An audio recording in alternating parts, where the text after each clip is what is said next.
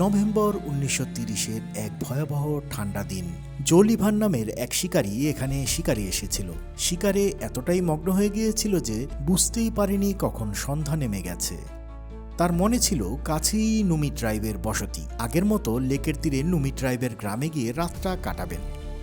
আতিথেয়তার জন্য এই গ্রামের মানুষ বাইরের মানুষের কাছে খুবই প্রশংসিত ছিল।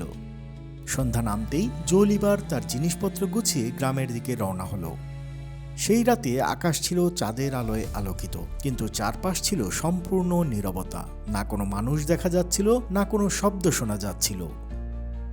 জো কেবল তার নিজের পায়ের শব্দটাই শুনতে পাচ্ছিল। যদিও আগে এমন ঘটেছে, তবুও সেদিন কিছু একটা অস্বাভাবিক লাগছিল। সাধারণত সে যখনই গ্রামটির কাছে আসতো তখন কুকুরের ঘেউ ঘেউ শোনা যেত, কারণ গ্রামের মানুষ কুকুর পুষে রাখত। কিন্তু সেদিন গ্রামটির কাছে পৌঁছালেও চারপাশে ছিল কেবল শূন্যতা এবং নিস্তব্ধতা।